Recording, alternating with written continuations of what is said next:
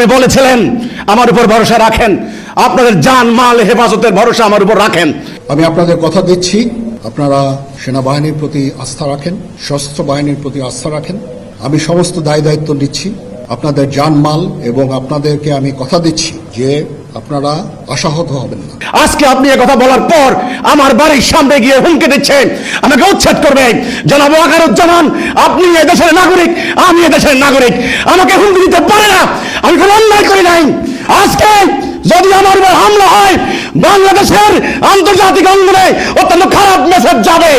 বাংলাদেশের লক্ষ লক্ষ মানুষ হুসাইন মোহাম্মদ সেলিমকে চিনে, আমার বক্তব্য জানে, আমি কি কথা বলি সবাই জানে। আমি উগ্রবাদের বিরুদ্ধে কথা বলেছি, আজকে তারা আমার বাড়ির কাছে এসে আমাকে উচ্ছেদ করার কথা বলছে। তারা মনে করছে যাকে খুশি তাকে যা বলা যাবে। আমি কোনো রাজনীতি করি না। কাজেই জনাব সেনা প্রধান ওয়াকারুজ্জামান সাহেব, আমি আপনার দৃষ্টি আকর্ষণ করে বলতে চাই, আপনি হস্তক্ষেপ করুন। এই উগ্রবাদীদের হাতে বাংলাদেশকে তুলে দেবেন না। আমি আছি আপনাদের সাথে, আমরা বাংলাদেশকে রক্ষা করবো ইনশাআল্লাহ।